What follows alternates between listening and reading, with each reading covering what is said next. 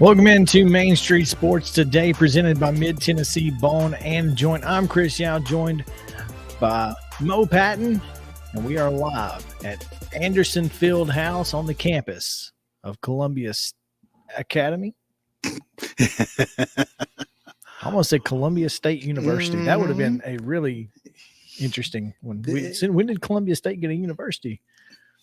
Anyway, Columbia Academy here in Columbia, and we're so glad to have you guys with us as we are getting ready for the weekend.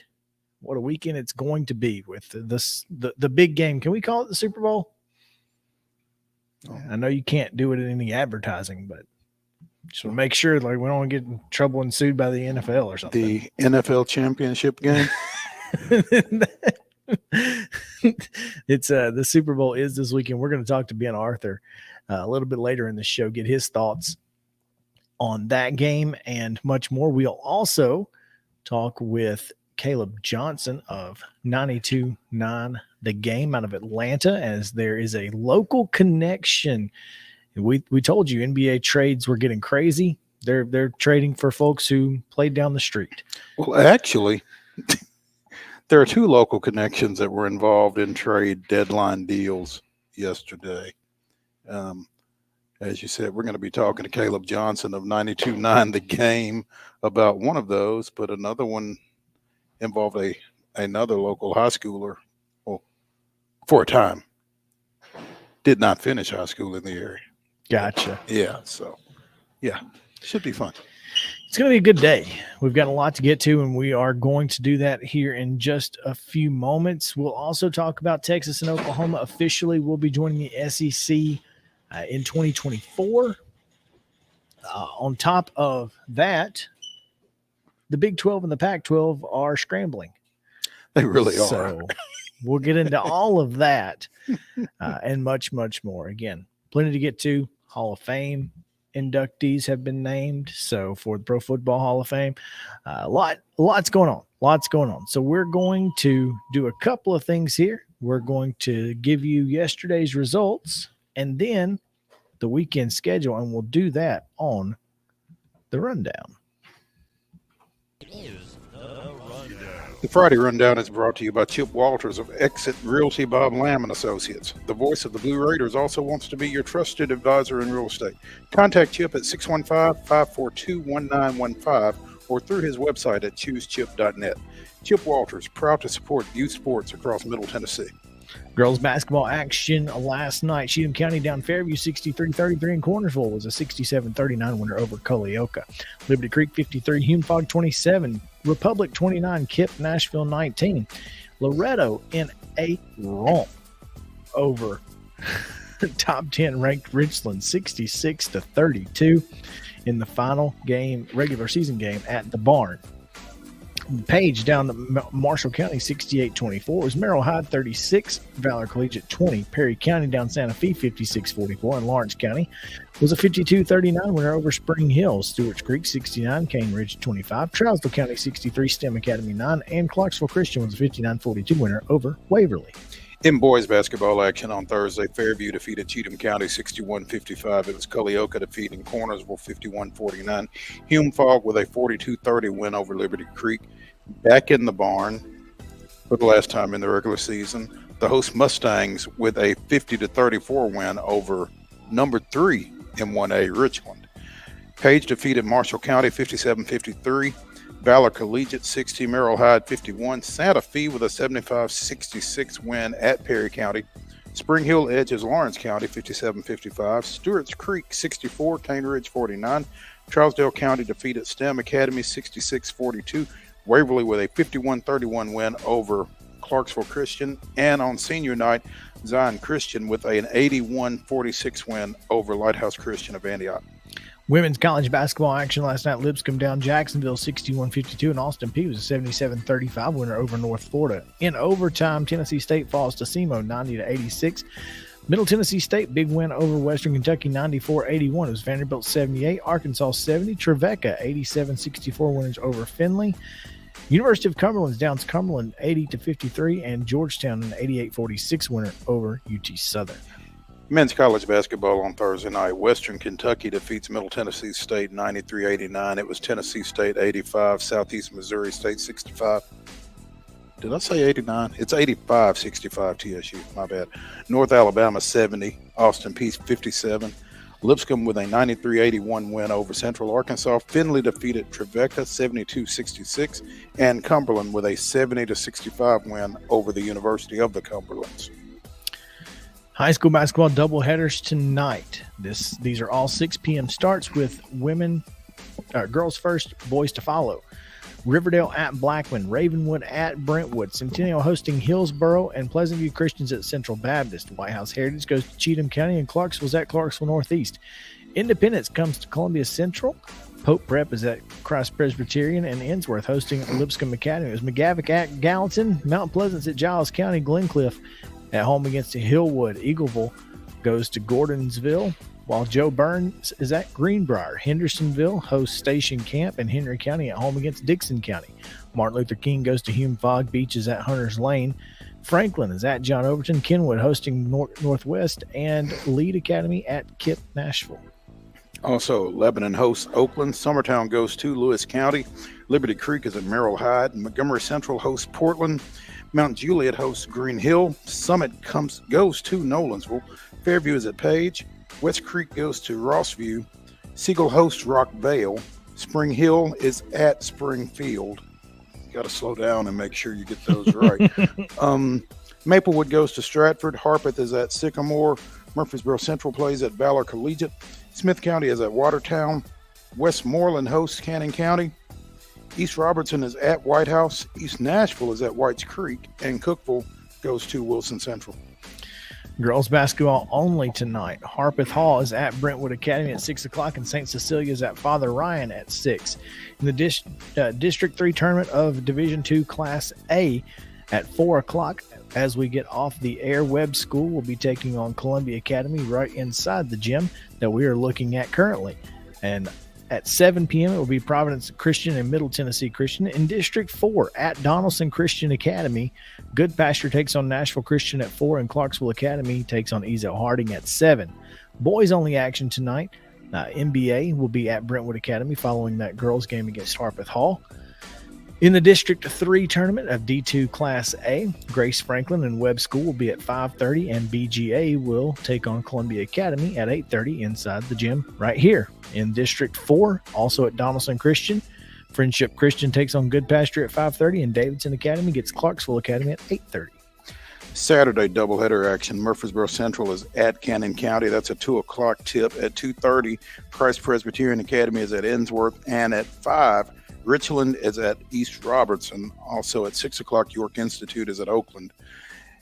Tournament action, District 3 of D2A, consolation games, girls first, then boys, begin at 1 o'clock here at the Anderson Fieldhouse.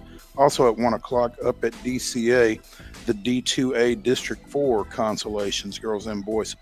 At 4 o'clock, your girls championship in District 3 here at Anderson Fieldhouse, followed by the boys. And at 5 o'clock at DCA, you've got your District 4 girls and boys championships.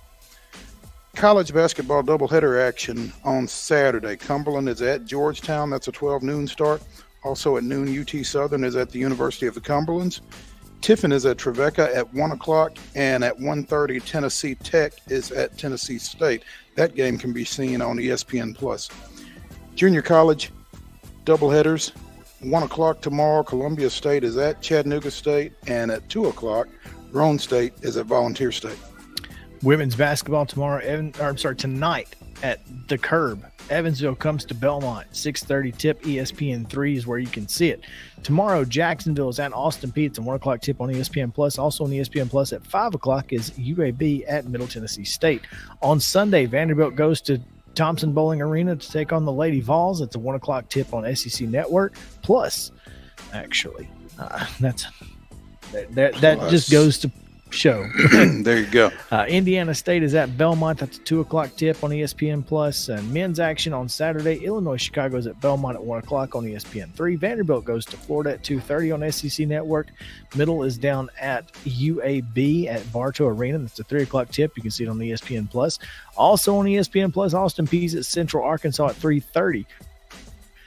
5 o'clock on the SEC Network, Missouri is at Tennessee, and at 7:15 on ESPN Plus, Lipscomb will be at North Alabama. Professional sports this weekend. On Friday, the Timberwolves come to FedEx Forum to take on the Memphis Grizzlies. That's a 7 o'clock tip on Valley Sports South tonight. At 1 o'clock on Sunday, the Grizzlies are at, it's not the Garden, but they're playing the Celtics in Boston. Again, it's a 1 o'clock start on ABC. It's a TD Garden now. It's a TD Garden? Yeah, okay. All right. I think so.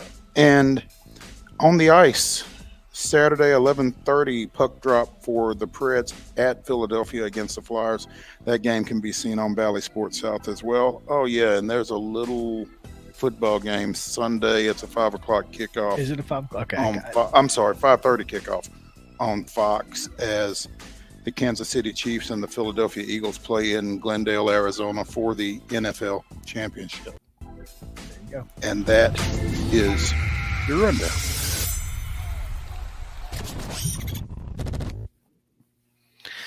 All right. We go to our top story for the day, Mo, as the Pro Football Hall of Fame has announced its Hall of Fame inductees for 2023, and there's a lot of defensive flavor in this one, as you know what they say. Well, defense wins championships. Right? It used to. We talked about that earlier this week too. But plenty of great players: DeMarcus Ware, Darrelle Revis, Rondé Barber, Chuck Howley, and Zach Thomas, along with Joe Thomas, no relation. But yeah, great class of athletes. Also, Joe Klecko and Don Coryell, Ken Riley. So it's quite the class that they've got going in. And I guess that induction will take place August 5th in Canton. So. Yeah, I was curious about Zach Thomas. I didn't know if he was going to get in. I thought he had a great career, but I didn't know if it was Hall of Fame worthy. But, obviously, that era when the game was really changing, he was still a big part of not a great team in the Dolphins very often, right? But he was certainly the leader of that team.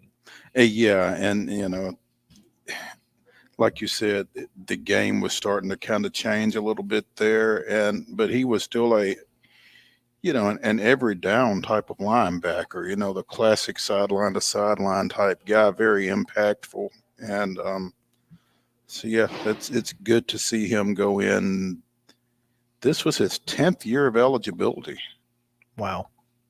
Yeah, so that's.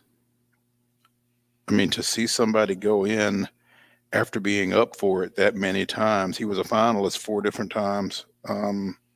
Little undersized, 5'11", 235, but I think he certainly had the respect of the guys that he played against. The person that I was really kind of intrigued to hear was Joe Klecko. His heyday was his 11 seasons with the New York Jets from 77 to 87, finished up with a year with Indianapolis in 88. He's been eligible for 30 years. 30 years. He's in the veterans class basically. Okay. So they have 2 different classes. Okay. He was elected in that class, and I think well deserved. Looking at.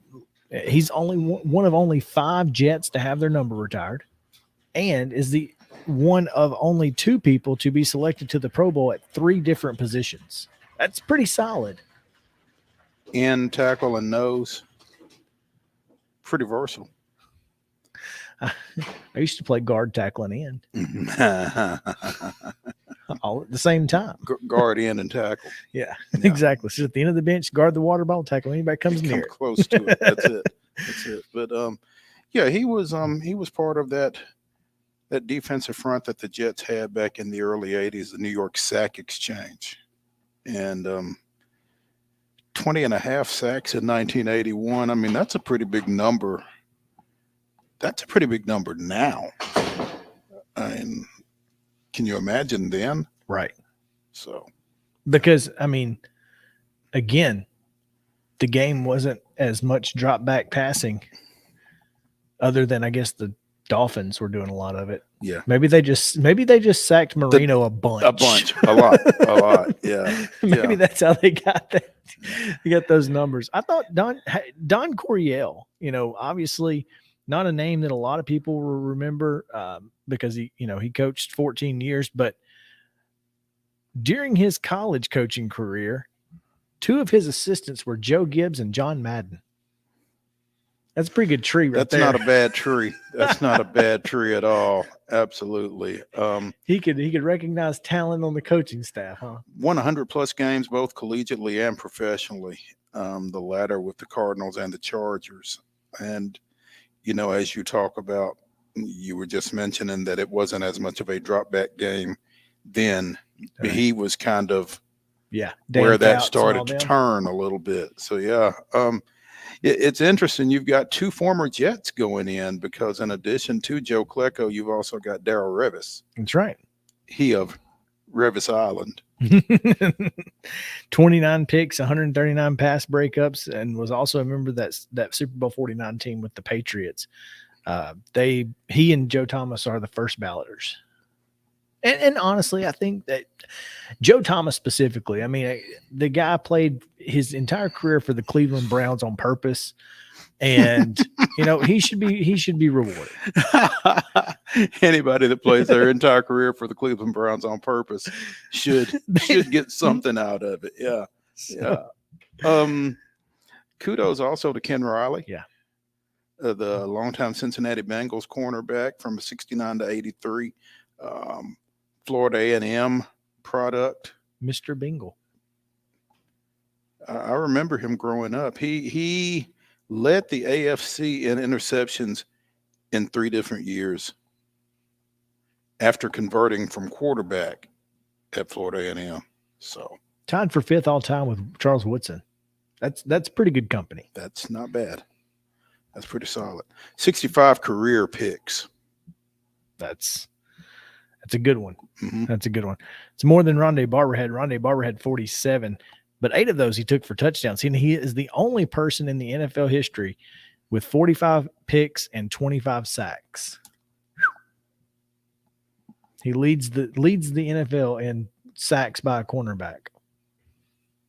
That's pretty impressive too. That is. That's solid. Obviously, big part of that Super Bowl 37 win for Tampa Bay. Mm-hmm. And spent his entire career there with the Bucks. Now, I haven't said much about DeMarcus Ware because, well, Troy State and Troy State, but anyway, congrats to DeMarcus Ware. Great player. And was just a lot of fun to watch unless he was lined up against your team. So congrats to him. All right, that's going to do it for our top story. We're going to take a short break here. When we come back, Caleb Johnson of 92.9 The Game in Atlanta will join us, talk a little bit about the Hawks and NBA trade deadlines and Garrison Matthews specifically. So stick around here on Main Street Sports Today, presented by Mid-Tennessee Bone and Joint. We'll be right back after this.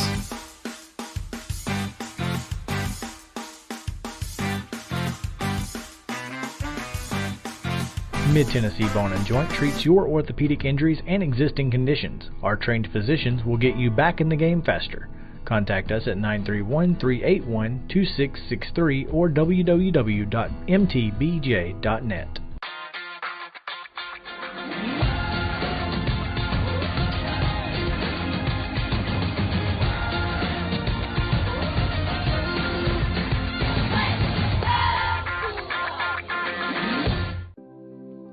Custom Stone Handler supplies over 600 distributors and suppliers with quality stone products. Along with River Stone, we produce and distribute over 100 building, landscape, and other bulk products. Our goal is to provide quality products, service, and partnerships to ensure our customers' success. We firmly believe that the measure of any person or company is how they treat other people and customers.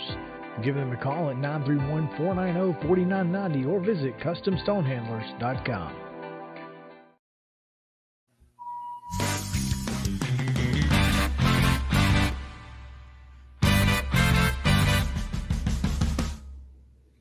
Welcome back into Main Street Sports Today, presented by Mid-Tennessee Bone and Joint. Chris Yow, Mo Patton, speaking of Hall of Famers, he's in a couple, at least, maybe more soon. Not the CA Hall of Fame, though, which is what we're looking at here, tucked away in the corner. Literally. It's the Hall It is a hall. of Fame. It is, in fact, a hall. And and if you don't know where it's at, Hashtag IYKYK. That's right. If you know, you know. And unless you know to come back here and look for it, just we're letting you in on the secret. Is what we're doing. Come to the elevator. There's no sign for Can't that either. miss it. There's no sign for the elevator either. It's on a need to know basis. It must be. We appreciate you guys hanging out with us here on this Friday edition, as we are live on campus at Columbia Academy ahead of the District 3 Division 2 tournament here coming up beginning at 4:00 with 4 games. Last one scheduled to start at 8:30. We'll see what happens.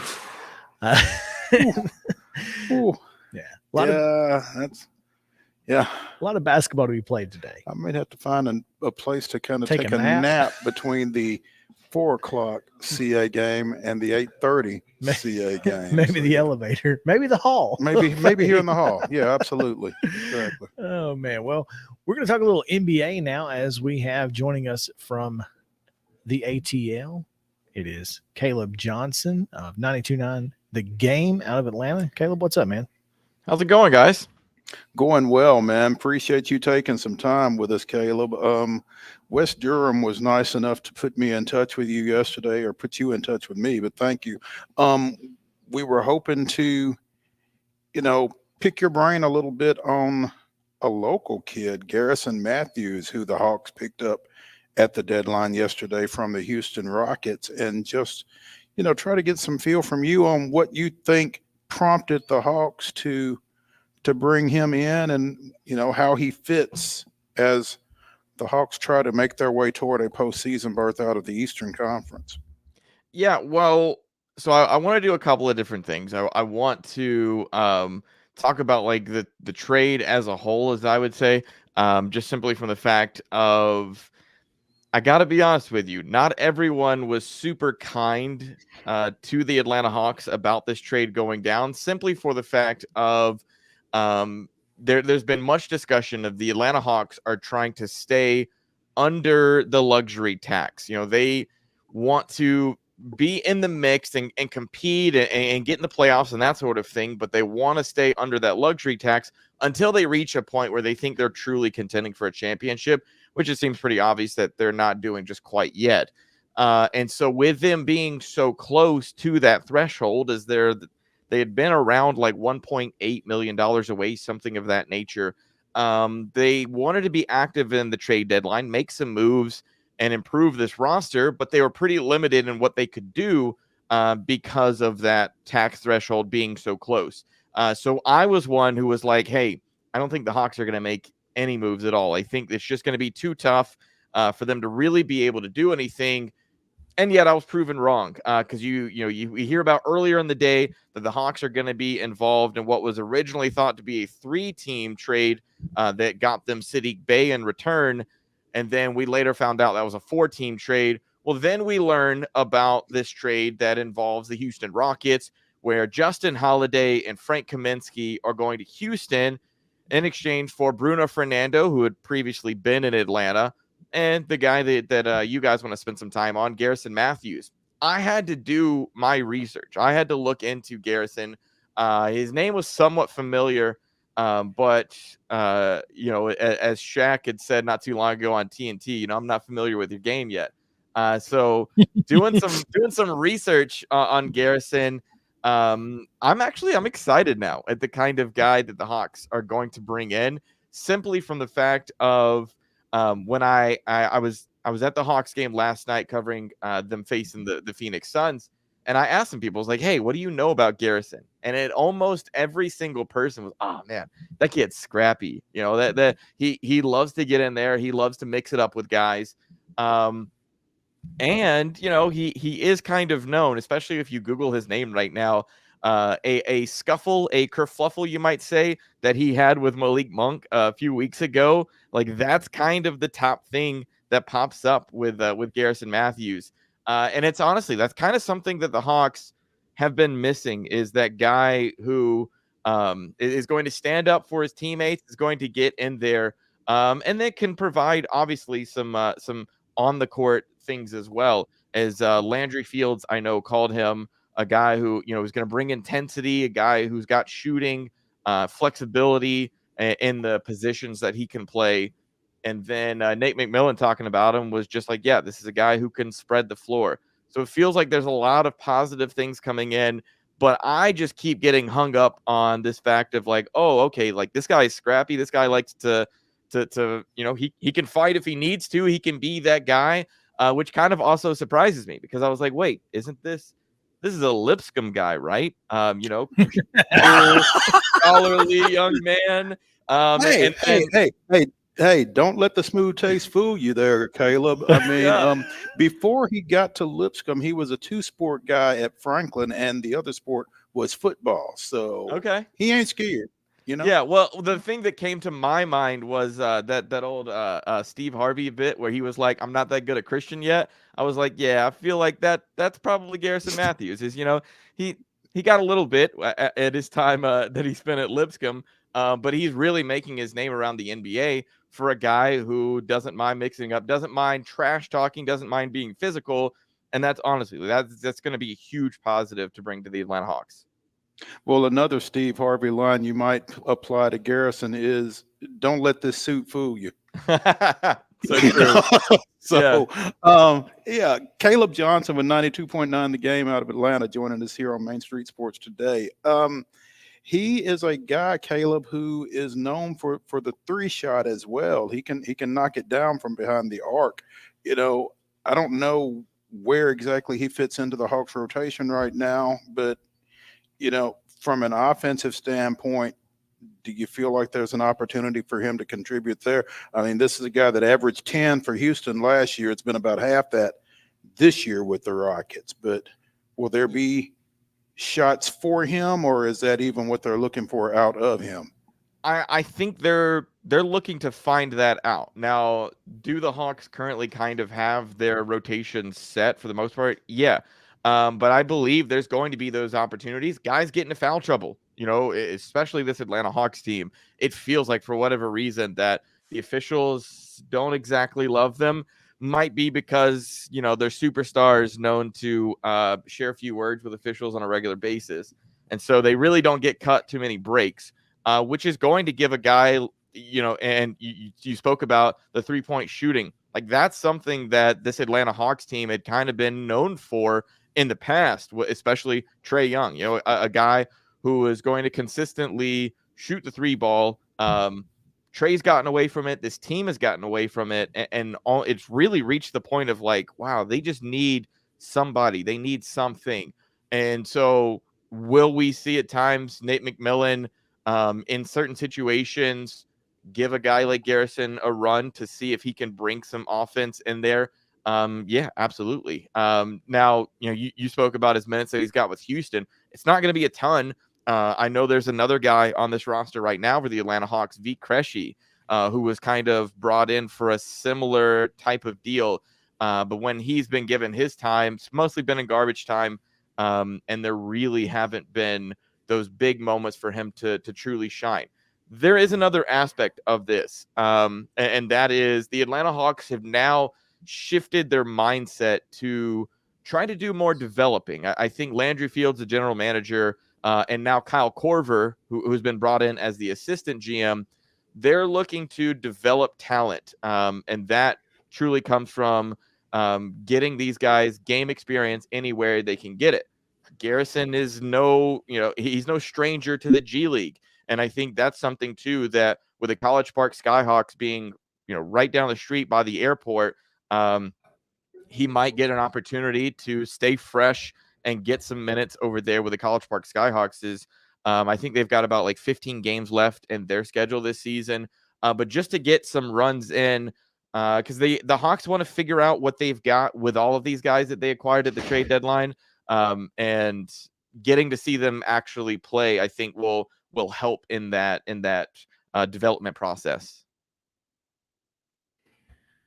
Talking with Caleb Johnson of 92.9 The Game. And Caleb, one of the things that I thought was interesting about this entire trade season was, like you said, the Hawks kind of went from one trade to another trade, and things kind of shifted really, really quickly.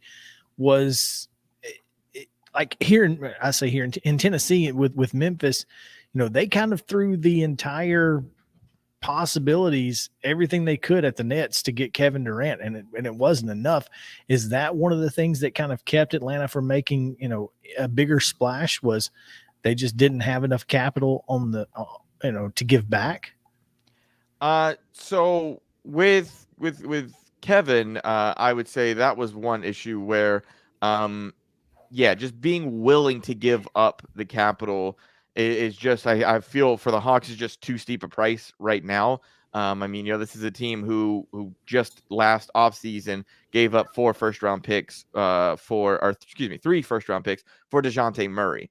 And so that's something that they wanted to be very careful of. And you also have to think too, like out of the deals that they ended up making, they gave up 7 second-round picks in just 2 different deals that they made. So they wasn't like they gave up a lot of draft capital. I think what we obviously saw Phoenix give up for Kevin Durant was just insanely high. There was also some talks too of maybe Phoenix, before the Kevin Durant trade was going down, maybe they were having some discussions with the Hawks over John Collins. The only thing I would say to that is I've had some communication with people who are in the know when it comes to general managers in the NBA, and they were pretty clear on no one really wanted to take on John Collins the rest of his contract. He's got about $75 million worth over the next 3 years. And so I think it's one of those, the Hawks, look, they wanted to give off the appearance for sure that we're here, we're wheeling and dealing, we're trying to make something happen. We really want to improve this team. But at their core, it was like, well, we have very strict values on what we see from our players. And if we can't get something that's going to keep up with that value we see, then we're not going to make the deal. Because the Hawks do have the luxury, because they're in a situation where no one really is expecting them to compete for a championship. They just want to be a playoff team and be competitive. Is the luxury they do have is kicking the can down the road and being like, well, we'll figure this thing out in the off season and head towards a stronger season next year.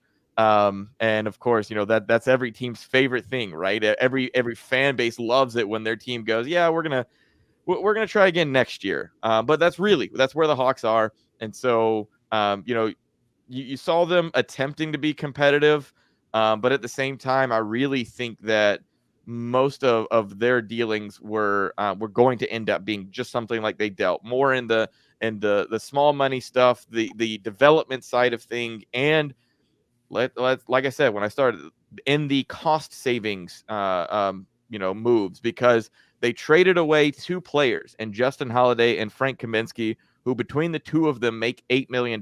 They got in return what I believe to be an upgrade in Sadiq Bey, and then depth pieces in Bruno Fernando and Garrison Matthews. And by getting those 3 players in return, they're only spending like $7.6 million. So they're literally saving money, and I believe upgrading the team, which you got to love, right?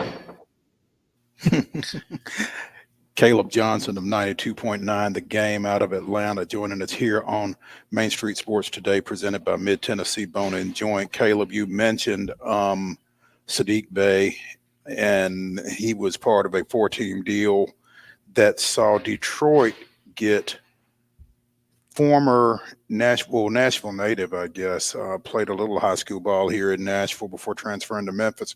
But James Wiseman went to the Pistons in that deal from Golden State. What is your feel for? And we may be getting way out of your depth right now, Oh no, you but Golden State and Wiseman. I mean, when they drafted him, they had really high hopes for him. He's been injured a little bit. Do you just think this was Chris hates the phrase, but a change of scenery type situation for Wiseman? I believe so. I think this is a situation where we're so often when it comes to trades we're grading them and we're trying to figure out who won and who lost. And this was a situation where you get so many teams involved. You get 4 different teams involved, and somebody kind of gets or everybody I would say kind of gets something that they wanted out of this. James Wiseman was not working in Golden State. And the thing that I had learned earlier in the week about when it came to James Wiseman and his contract and the cap hit that he was going to take, and how it affects the luxury tax and everything like that. It was simple as like if Golden State moved on from James Wiseman, I think they saved $60 million over the course of a couple of seasons. So it really felt like a no-brainer for them of, okay, a guy who's not really helping us out, and then saving money, So in Detroit's case, it was also a situation where they looked at Sadiq Bey and they went, I don't know if this is really a guy that we want to pay, that we see with us long term. And so let's find somebody who's maybe interested in that, giving him that change of scenery and helping out their team. And so then they take on a new project in James Wiseman, where it's like, okay, this guy, like the guy that was drafted, number 2, right? Or was it 3? I can't remember. But this is a guy who is got that upside, and we're not giving up a whole lot. If you're Detroit, you're letting Sadiq Bey kind of walk, but you're also not having to pay him. And then you're getting into, all right, this project kind of James Wiseman, who's been essentially thrown away by Golden State. We're going to see if we can get something out of him. Is it going to work out for them? I have no idea, but I know I get the thought process. I get the understanding of why are we going to get into a deal like this. And then Portland, I think Portland just ended up getting some picks out of all of this, and they I think they had Kevin Knox, a former Atlanta Hawk, involved in this process as well. So, just a little bit. Everybody kind of gets a little bit, and doesn't feel like they are stuck on a contract that they don't want to be in anymore. Which can be as valuable as anything else.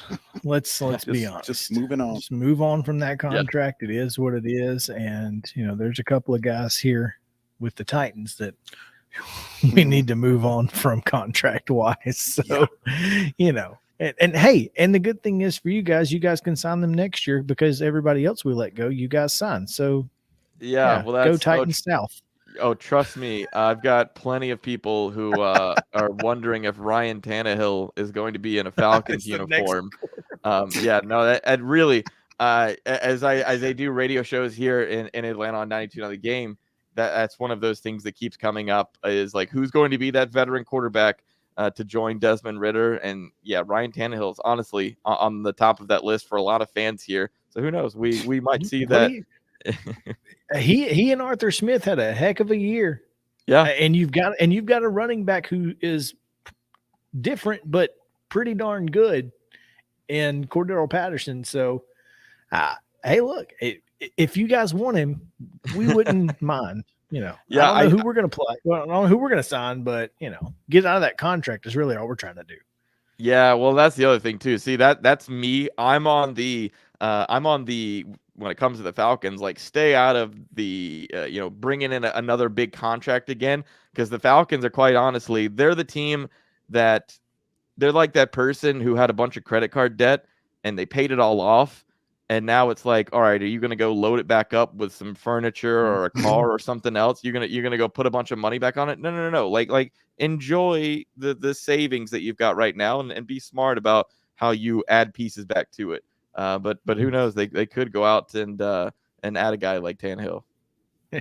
Financial advisor Caleb Johnson joining us here on Main Street Sports today. Hey, Caleb, man, we appreciate your time and hope to reach back out to you at some point. Do you do any Brave stuff? I do. I am kind of our backup reporter when it comes to the Atlanta Braves. Of course, Grant McCauley does all of the main coverage for us at the station. But they send me to a few games a week typically during that season. Well, there we go. We will be reaching out. There you go. Nashville is Braves country, Caleb. We appreciate it. It stretches all over the place. No kidding. And we thank you so much for taking time with us today, man, and very insightful, and looking forward to seeing what Garrison Matthew is able to put together in Atlanta. Just keep Malik Monk away from him. There you go. Yeah, that's the thing. Yeah. Have a good one, man. You too. All right, guys. We're going to take a quick break. When we come back, we'll talk Texas and Oklahoma to the SEC. What are the Big 12 and Pac-12 going to do? We'll talk about that as well right here on Main Street Sports Today, presented by Mid-Tennessee Bone and Joint. Stick around.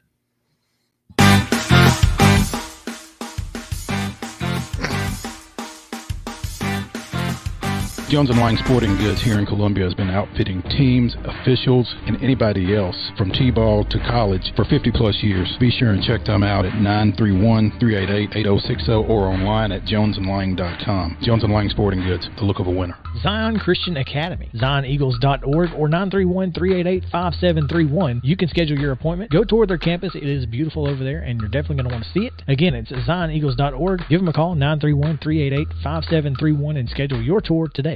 A game without a crowd is just a scrimmage. A performance without an audience is just a rehearsal. Without your presence, high school sports and the performing arts aren't possible. Ensure that these essential extracurricular activities continue to enrich the lives of students in Tennessee. Purchase a ticket to your local high school's game or performance. This message presented by the TSSAA. Mid-Tennessee Bone & Joint has been the official sports medicine provider for Murray County Schools for more than 40 years. We specialize in orthopedic service, and our Ortho Quick Walk-In Clinic lets you bypass the ER. Visit us online at www.mtbj.net.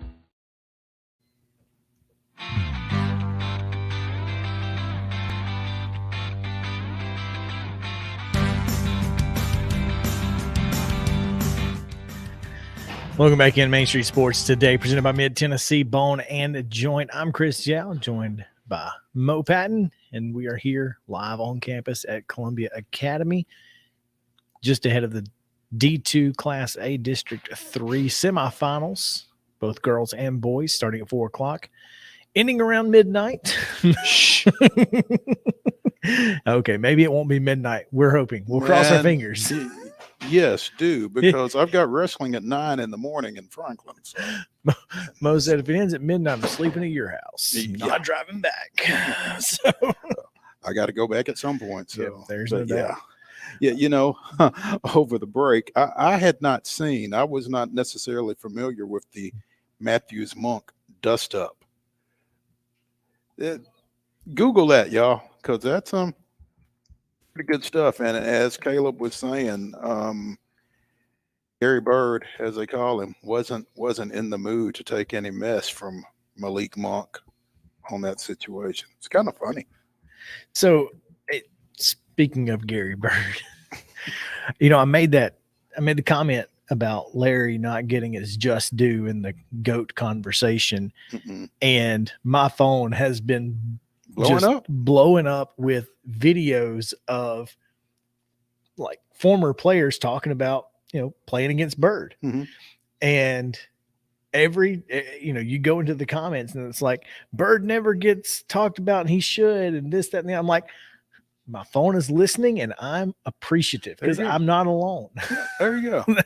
I but feel, when you've got that many people, he's saying he's not getting talked about, then Isn't he getting talked about? Well, I guess just not among the people that I'm paying attention to. Maybe I just need better friends. Smarter friends. Yeah. Need folks that are giving Bird his due, man. Come on. Well, college football news yesterday. It's official. Texas and Oklahoma coming. This kind of came down out of nowhere too. Wasn't it like 7, 8 o'clock last night? Yeah, that's the thing is it didn't really happen in the middle of the day. It was very late last night. Yeah. And we've been talking about it. They've been trying to get something worked out. Apparently they got something worked out. I don't know the exact details. I'm not even sure that they're available. Gosh, Is it a gnat? Yes. Just kill it. Got it. There. That was frustrating. Well, all I know is Texas and Oklahoma will be in the SEC in 24. Well, and the number I heard was $100 million. And I think that was already established that Texas and Oklahoma were going to pay $100 million to the Big 12. The issue was Fox and ESPN, and I don't know what their deal consisted of. Okay. I wonder if that's an increase. Was it $100 million whenever they left, or? I don't think so. I don't think so either. No, the 25. If they had waited to 25, that number was going to be significantly lower. Mm-hmm. But ESPN wants them bad, and they should. Oh yeah, because G. Allen Taylor, who we've had on the show a couple of times talking about Florida, he put out a pitch for the 3-6 format, right? And I thought this was really interesting because when you look at it and you say, boy, Tennessee's got to play Alabama, Georgia, and Florida every year. That's crazy. Alabama plays Auburn, Tennessee, and LSU, Georgia, Florida, Auburn, and Tennessee. Auburn having to play Georgia, Florida, Alabama. Are you kidding me? But his rationale is that it maintains primary and secondary rivalries while also giving you the best inventory of marquee games, and the elite programs play tougher schedules, and the bottom half has a better chance at bowl eligibility. This makes sense. Now, the only thing is, and we've talked about this with the TSSAA, or the TSSAA talks about it. You can't necessarily classify or align based on perceived competitive levels. These are going to change. Florida's not always going to be Florida. Based on what, though? Oh. And I think that's the point here is, and I guess it could change. Nobody's saying that these are permanent. Forever. Forever? No, forever. Not forever, ever. And so I like it because, Ole Miss, Mississippi State, LSU, and Vanderbilt, that gives it kind of feels like there is a tough team, a middle of the road team, and a not so good team necessarily in most cases. For most of the mids. Now, again, Alabama, LSU, Florida, Tennessee, Auburn, and Georgia, they're all playing each other. Mm-hmm. And that's tough. But what I think his idea behind this is that TV is going to matter. Mm-hmm. But losing, if Tennessee goes 2-1 in that series, that's not going to kill them in the college football playoff discussion with 12 teams. But it also gives you the ability for Ole Miss to maybe go 8-1 in the SEC, and maybe they're in the college football playoff as an at-large or something. I wonder how Texas and Texas A&M feel about, and they had to know that they were going to have to play each other, but still seeing it and obviously this isn't final. This is just Alan Taylor's pitch, but you could see something very similar to this, and you got to feel like Texas and Texas A&M are going to play. Oh, absolutely. The 3-6 model, the one thing that they love about the 3-6 model is that I think every 4 years you play everybody at home. So I think that's huge. But Texas and A&M should play each other every year. Every shouldn't year. There's no reason for them not to. And I don't think they necessarily didn't want to start with. I mean, it was just the fact that part of the rivalry and Texas A&M leaving, Texas was kind of angry about it, and A&M was like, if I ain't got to play you, I'm probably not going to play you, just because I've got other games. I've got to play against Alabama every year, LSU every year. You know, it's pretty tough in the SEC West. And so adding that Texas, it's not like, and I'm not trying to disrespect you, although it's going to sound disrespectful. It's not Georgia Tech. You know what I mean? It's not like Georgia's getting, and Georgia Tech. It's not. All right. It's a different level. So I get it. I love this though. I think that model and that idea behind it really, really works.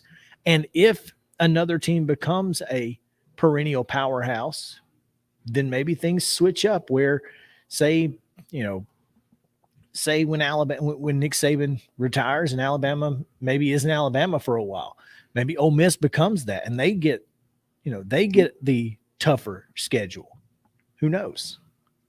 I kind of like it. It's an interesting concept. Yeah. And it's something that you could work with, like you said.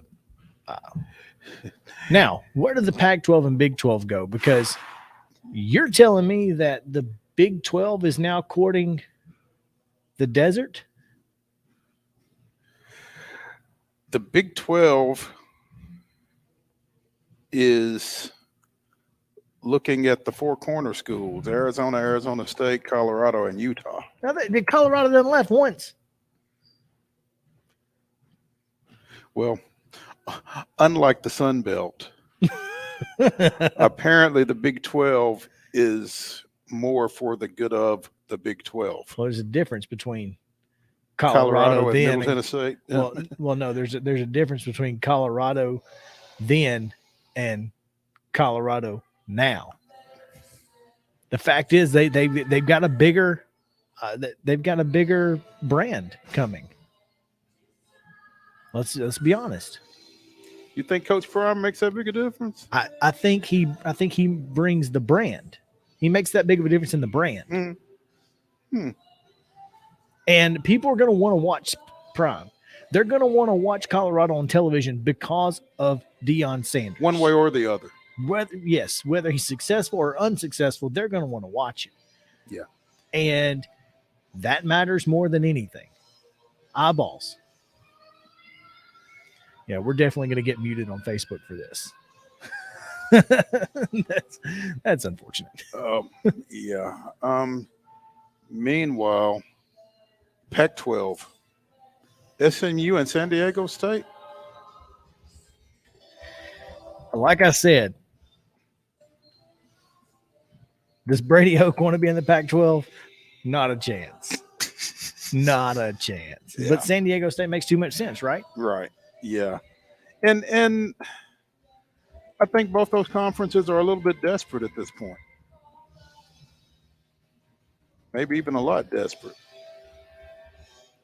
I would agree. When I looked at the idea of SMU, I thought it doesn't make a lot of sense. And even with the Dallas market, it doesn't make sense.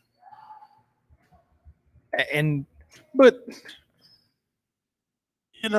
a Pac-12 that doesn't have USC and UCLA doesn't make a whole lot of sense either, or a Big Ten that does. So I think we're beyond the point of making sense almost. I don't disagree with that. I mean, we knew that geography wasn't going to matter in the long run. Yeah. I mean, geography hasn't mattered in a long time at this point. And it's mattering less and less every day, all the time. I mean, look at it if you've not already. But once USC and UCLA join the Big Ten, you're literally coast to coast. You've got Maryland and Rutgers. Rutgers. Yeah. Rutgers. Yeah. Maryland and Rutgers over here. You've got USC and UCLA over here. And see, the first conference that really did away with geography was the Big 12 when they went and got West Virginia. Now it makes a little more sense with Cincinnati. Yeah. But UCF is on an island. So UCF and Tulane. Well, you still got to go across the Gulf to get there. It's like, does anybody have a map? No. In any of these conference offices? Are you just the TSSAA could have helped them out. They could have put dots on a map. It would have helped. Tell me wrong. Yeah. Clearly none of these conferences has a Bradley Lambert. they need some push pins. Yeah. You know what happened? They thought that UCF was just in the corner of the map, and that was the pin holding the map down. That's what it was. Yeah. No, this is actually where it is, y'all. Goodness. It's Central Florida. Well, where is that? Well, it's in the middle of Florida. It's in the central part of Florida. It's not hard, guys. Yes. It's literally in the name. Yeah, say it like it sounds. Central Florida. Yeah. Oh man. But yeah, the Pac-12 is in trouble with their TV deal at this point. Here's the thing. Washington, Oregon, Utah, Oregon State to a degree, they're not bad. Mm-hmm. You've got Colorado for now, which could go either way. Mm-hmm. They have good football programs. They have really good basketball programs. Now, let me ask you, do you feel like at this point everybody is under the gun to make everything happen by 24? Yes. They have to. Because that's when the playoffs are going to go to 12. Yep. That's when Texas and Oklahoma are coming to the SEC. Everybody else wants to be settled by then in their new worlds, right? Whatever they are. Yep, 100%. That's the biggest issue right now. Is they've got to figure out and they have a year and a half. Yeah, the clock basically. is ticking. There's exactly they don't even 18 have months. that. 18 months before you kick off. August. Yeah. 18 months before you kick off. It's got to be done. You've got to get this done before the summer. Yeah. And oh, by the way, we've got to deal with March Madness, conference tournaments, baseball, softball, all the spring sports, transfer portal, NIL. I mean, all the things that you got to deal with as an athletics director. Think about that. You're trying to, the Pac-12 commissioner, it's not like he ain't got nothing else to do. Right. So they're gonna really struggle to get this done. Those guys are going to be earning their money here over the next bit. Absolutely. Yeah, absolutely. Let's take a break. We'll get Ben Arthur here in just a moment to talk a little Super Bowl. But we will get to him in just a minute, as well as later on coming up in the show, the weird prop bets that you hear about all the time. We're gonna pick them. Oh God, we're gonna pick them. So, what color Gatorade? We'll let you know. What's the coin flip gonna be? What's the over under on the national anthem? We'll get to that. And much, much more. Ben Arthur right after this on Main Street Sports Day, presented by Mid-Tennessee Bone and Joint. Y'all stick around.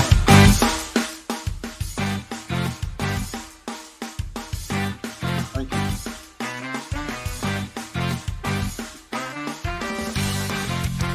It's better. You've been putting back a few, and a few becomes a few too many. For a moment, you think about calling for a ride. Nah, you live nearby. What's the worst that can happen? You get pulled over, your insurance goes up, you lose your license, you total your car, you kill someone.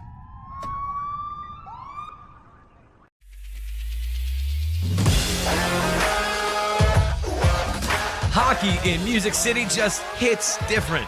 It's one big honky-tonk party. It's the sea of gold in the crowd. The goals, the saves, the celebrations. It's an experience like no other. Don't miss a minute of the action this season. Visit NashvillePredators.com/tickets to get your seats today. That's NashvillePredators.com/tickets. And we'll see you at Bridgestone Arena.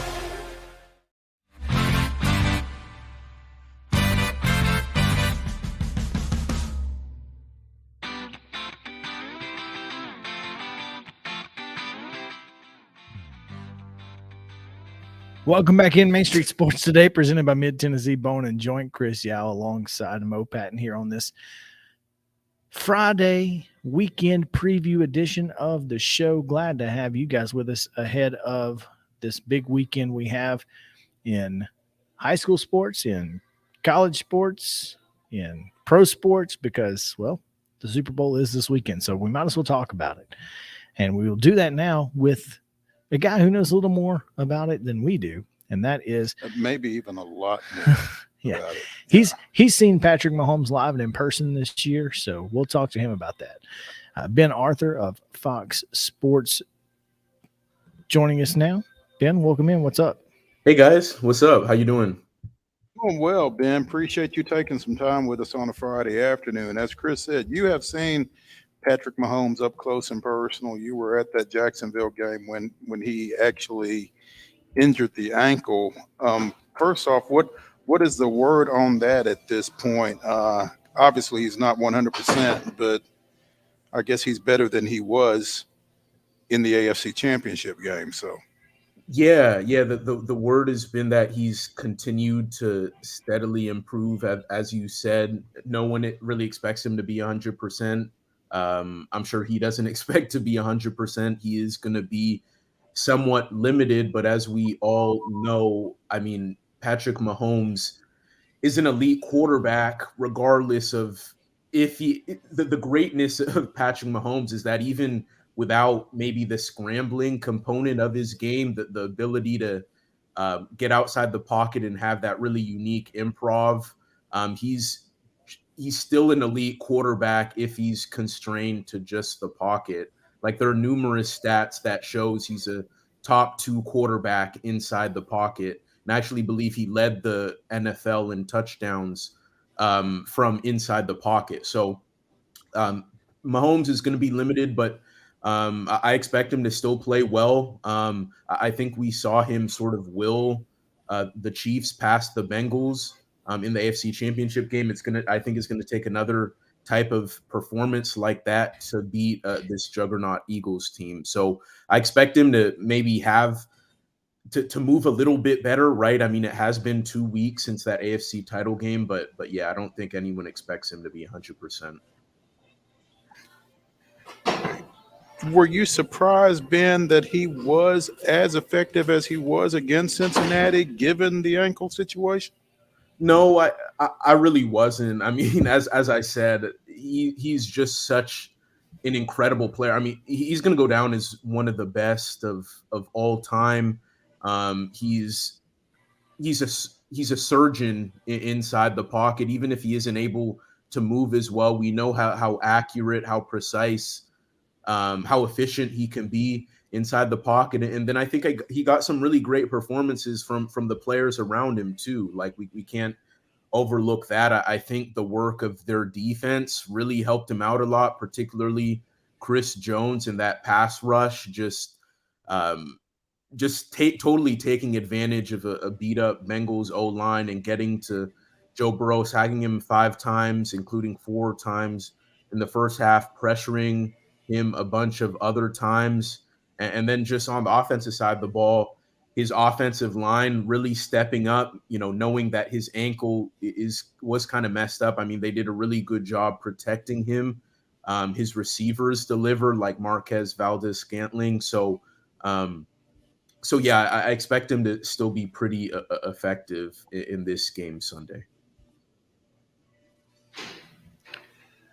A 75-80% Patrick Mahomes is still as good as most folks 100%, but this is the Super Bowl, and this Eagles defense is pretty darn good, and he will match up against Jalen Hurts, who has been statistically the best quarterback in the league all year long.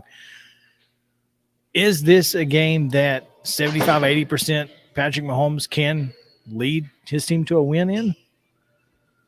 I think so. Look, it's going to be a very tall task. I mean, this is one of the best defenses I've seen in my lifetime. I mean, this is as complete of a pass defense as you'll ever see. 70 sacks, which they had 70 sacks. That's the third most ever. They have 4 guys who had 11 plus sacks. They have the best secondary in the NFL. They led the league in passing yards allowed. James Bradbury, Darius Slay, just a lot of great talent.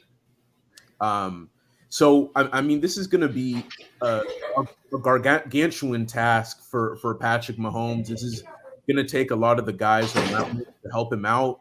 But I believe so strongly, honestly, in Patrick Mahomes' greatness that he can sort of will the Chiefs in this game. He put up bonkers numbers this year. You kind of mentioned Jalen Hurts, Chris, but Patrick Mahomes he led the league in passing yards. He led the league in passing. He just won his second MVP in 6 seasons. And I think for Patrick, I mean, this is actually kind of a legacy defining game. I mean, he's 1-1 in the Super Bowl. I think if he goes 1-3 in the Super Bowl, that maybe kind of bumps him down in sort of like that GOAT talk that people are already, I feel like, starting to bring up with Patrick Mahomes. And so as much of a juggernaut as I think this Eagles team is, I think Patrick Mahomes is going to cook up something special. Will it be enough to give Kansas City a victory? I'm not sure. But I expect the Chiefs to make this, a really interesting game. There are people that are going to not want you to use the term cook with Patrick Mahomes, given how some other quarterbacks have or have not cooked this past season. But Ben Arthur with Fox Sports joining us here on Main Street Sports Today, presented by Mid-Tennessee Bone and Joint. A lot of talk about Patrick Mahomes for obvious reasons, rightfully so. As Chris mentioned, Jalen Hurts has probably had the best season of any quarterback in the NFL this year. His first go at this environment, this game, this scenario, and I saw something somewhere. Somebody was asking if his experience in the college national championship game puts him in a better space for this game. I don't know that they're comparable. What do you think? Yeah, I'm not sure that that's really kind of a valid argument to bring in. I mean, obviously, when you've had championship experience in college football, elite college football, that's no joke, obviously, and you certainly have respect for those who've played at that level and have won at that level. But to compare like the national championship to the Super Bowl, and just say, oh, because he did well or won at this stage, that equips him for the Super Bowl stage, I don't think that's really a valid thing to bring to the table, especially when you look at the Chiefs, who are going to be in I think it's their 3rd Super Bowl in 4 seasons. And Jalen Hurts has never been in a Super Bowl. He's never played in a game of this magnitude at the NFL level, where the stakes are the highest that they can be in the sport, period. Like, no questions asked. So sure, maybe it helps. But this is a different caliber of stage, a different caliber of opponent. This is not college Jalen Hurts. I mean, he's a completely different player, a different leader. And so I'm not sure that really has merit in this discussion, although, it certainly can't hurt when you have that kind of experience at this level in the Super Bowl. Ben Arthur of FoxSports.com joining us here as he covers the AFC South for Fox Sports, but certainly watching plenty enough football to talk about this at an intelligent level. And we appreciate you taking some time with us today, Ben, as we look at the Super Bowl as a whole. The best offensive line, obviously, a lot of folks feel like it's Philadelphia. They've got a great defensive line. I'm firm believer of the game is won in the trenches. Mm-hmm. Is Philadelphia's biggest asset those two position groups? The defensive line, definitely. The Chiefs' offensive line is actually, I would say, they're better than Philly's offensive line, and I think the numbers back that up.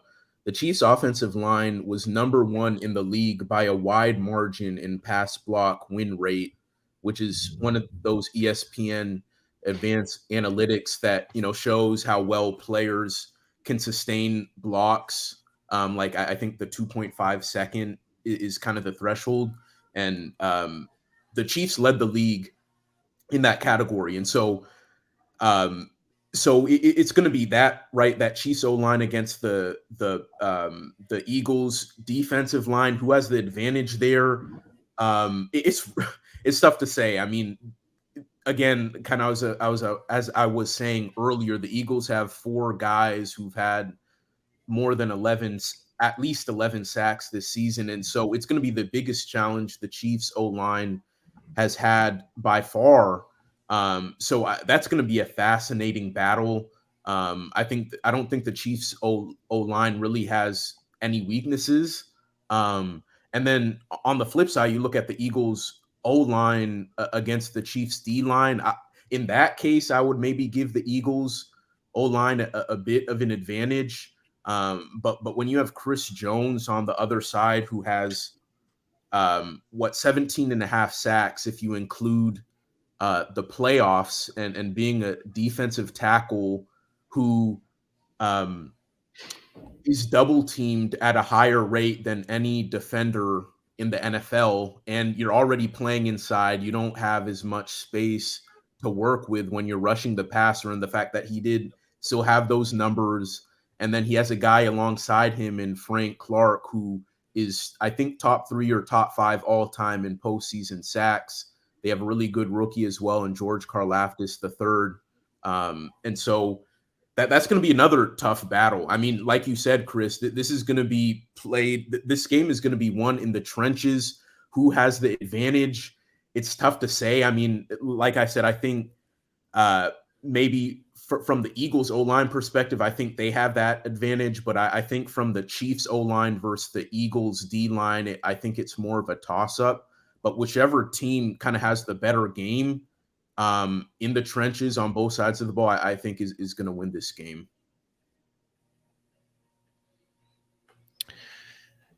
When last week we talked about all week long about how the Eagles and the Chiefs have kind of been the top teams in the NFL all year long. The top team in the AFC, top team in the NFC, as far as, the Chiefs are expected to be here.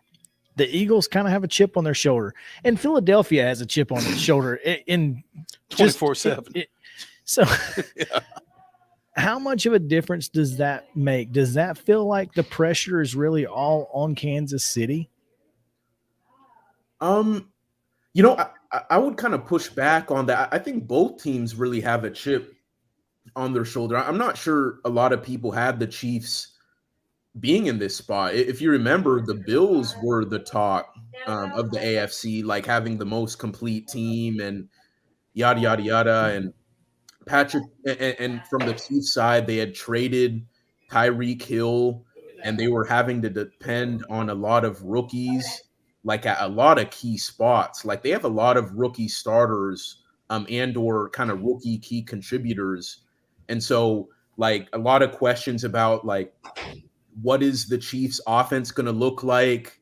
like outside of Travis Kelce, what do the Chiefs really have? And then defensively having to depend on so many young guys, what is that going to look like? And I think in some games early, we saw them give up lots of yards and kind of struggle a little bit. So I think, from a historical perspective, it maybe looks like the Chiefs were kind of expected to be here. But I think based on what they went through this season, I think they feel like they have a chip on their shoulder as well. And then the whole Burrowhead talk with the AFC title game 2 weeks ago with everyone saying, Joe Burrow owns you guys, and the Cincinnati mayor saying that Burrow should take a paternity test to see if he's Mahomes' father. I mean, I think the Chiefs have just as much, if not more, ammo than the Eagles do. I mean, the Eagles certainly have their reasons, right? I mean, a lot of people didn't believe in Jalen Hurts being a franchise quarterback. There have been doubts about Nick Sirianni. So I think both sides really have a chip on their shoulder. And so I think it's going to make for a really interesting Super Bowl, but I'm not sure that one team maybe has more of a chip than the other, because I think based on kind of how the season's transpired for both teams and the off-season chatter with both teams, I think both teams are really, plenty motivated for Sunday. Mm-hmm. Ben Arthur, FoxSports.com. Ben, we appreciate you taking some time with us as always. It is a pleasure and look forward to it. Who you got this weekend? I got the Chiefs. As I was saying earlier, like I think every football reason is telling me to say Eagles. I think they're one of the most complete teams I think we've seen. I mean, their defense is a juggernaut. Jalen Hurts is, a franchise quarterback. Clearly, he has all the weapons in the world, a great O-line. But I don't know. I just don't see Patrick Mahomes losing in 2 Super Bowls in a row. I just don't see that happening. And I think regardless of how that ankle looks, I think he's going to figure out a way to pull Kansas City to a victory. So I'm going Chiefs. There you have it. All right. Ben Arthur of FoxSports.com. Ben, thanks again. We appreciate it. We'll talk to you again soon. Sounds good. Thanks for having me, guys. All right. We're going to take our final break of the day. And when we come back, we will talk about those exotic prop bets. What do they look like? Well, we'll get to it right after this on Main Street Sports Day. By Mid-Tennessee Bone and Joint. Stick around.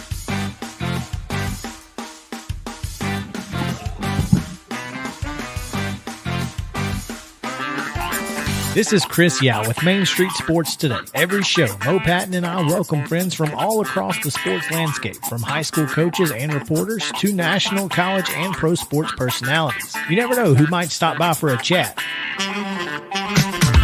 AP Tennessee Sports Editor, 3-time Tennessee Sports Writer of the Year 2020 TSWA Hall of Famer. She covers the Titans, the Predators, the Grizzlies, college football, and hoops. Please make welcome Teresa Walker. Former University of Tennessee, former Team USA Olympian, ex-Cy Young Award winner, R.A. Dickey. R.A., did I miss anything? Man, that was sweet. Yeah, I need to listen to that before I go to bed every night. That was nice. Has 5 sports Emmys. That's not bad for the other guy in Wham, Ryan McGee. The other guy in Wham married the best looking girl, Bananarama. So the other guy in Wham had a pretty good life. From preps to pros, we're taking on the sports topics you care about. Tune in across Main Street Media social platforms at 2 p.m. or on demand on your podcast distribution platform of choice.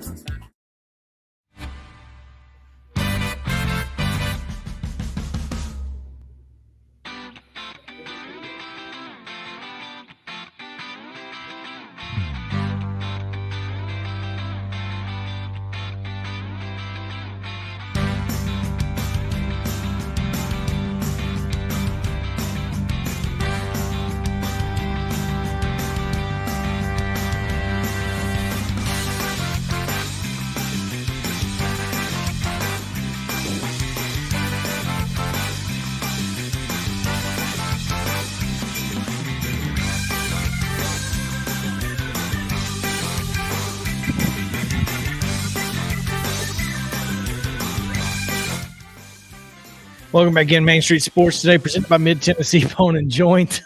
Chris Yow and Mo Patton here with you on this weekend preview edition of Main Street Sports Today, where we get ready to preview and talk about some of the weirdest and wildest possible bets you can make this weekend.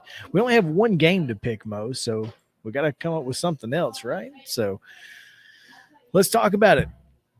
Chris Stapleton, Leapers Forks own Chris Stapleton, will be singing the Star Spangled Banner ahead of Super Bowl 57. The over and under that we're going to take in this one is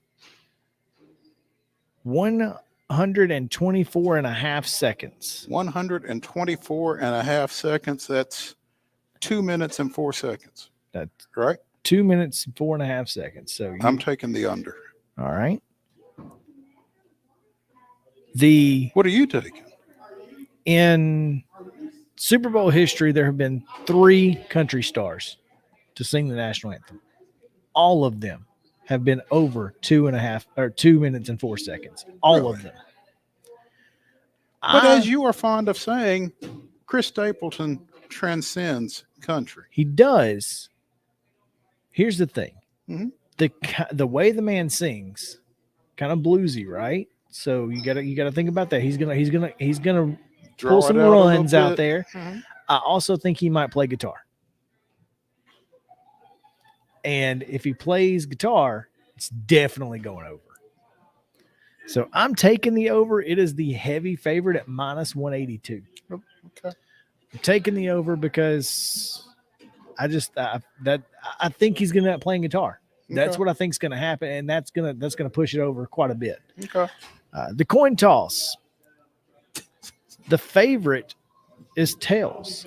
Well, because tails never fails unless you're at the District 8-3A basketball tournament coaches meeting, because that's the scouting report I got from Joseph Wilson at Lawrence County earlier today. They had 2 coin tosses to break ties on the girls' side, and tails did in fact fail. So that's no good. Yeah. Well, the team that has won the coin toss the last 8 Super Bowls has lost the Super Bowl. Ooh. That's not good. If you win the coin toss, you don't win the game. Now, I'm going tails, but that's just me. I think I'm going heads.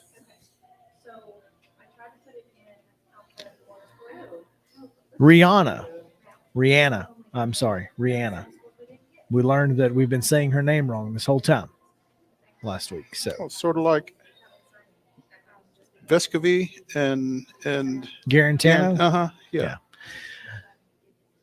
There is a prop bet out there on whether or not Rihanna will bear skin. Well, will Justin Timberlake be there? That was my first question. Is I don't know. Are we singing "Rock Your Body"? But the one we're going to go with is over or under 8.5 songs. Ooh, I'm going under. Yeah, the over is the heavy favorite, but I'm going under too. It's a lot. It's a lot. Now, I mean, 9 songs is a lot. At 15 minutes. Yeah, that's a lot. Did you see the thread that I posted or retweeted on MS_sports today from sports business person Joe? Oh gosh, what is his last name? To answer your question, no. Okay, well, this is probably the greatest thread in the history of Super Bowl halftime show threads. And let's see here, Joe Pompliano, who is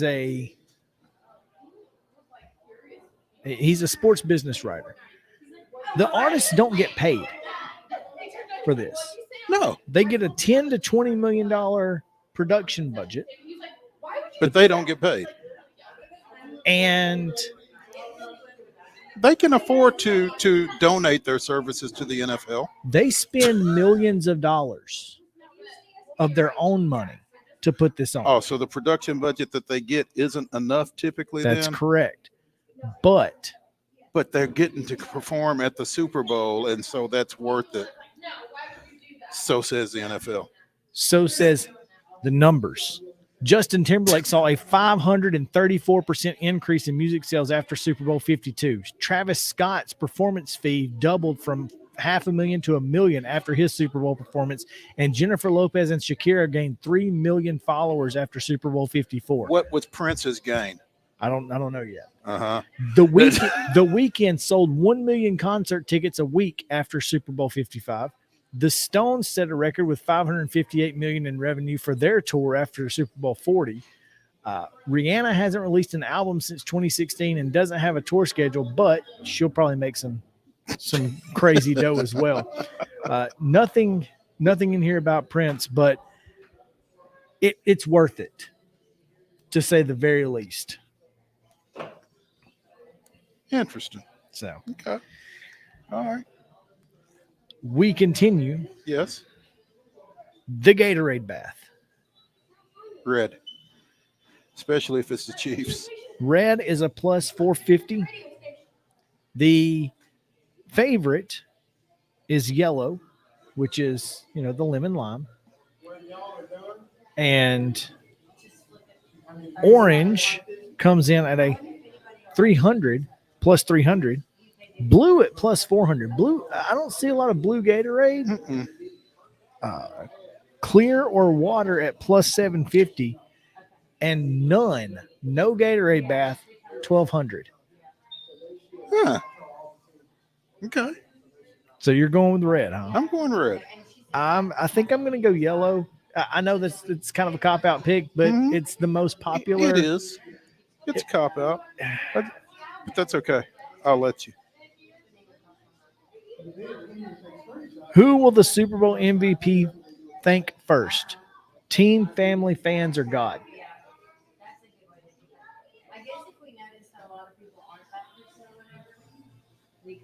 That's a good one. God. Who do you is that based on who you think is going to be the MVP? That's Yeah. what I was thinking too. I was like, who's going to be the MVP of this? Right. Probably going to be God. And I think if it's either of the quarterbacks, I agree with you. Hurts in particular. And that's exactly what I think. All right, now it's time. Who's going to win the game?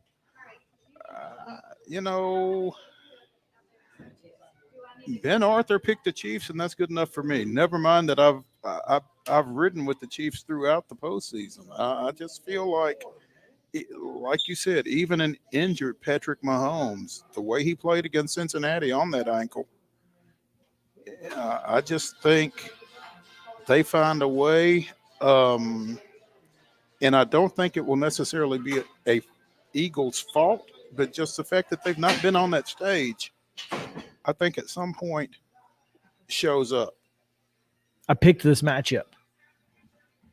I picked the two Super Bowl teams. I picked the Chiefs to win it. Of course, I thought Patrick Mahomes was going to be 100%. 100%. Teresa Walker went with the Eagles and almost flipped me, but I'm going to stick with my original pick, and I'm going with the Chiefs. Well, Teresa is a very, very astute individual, but I think you're making the right call. And that's going to do it for the show. We appreciate you guys hanging out with us. We'll be back Monday at 2 o'clock on Main Street Sports Today. Mo? Ladies and gentlemen, the weekend.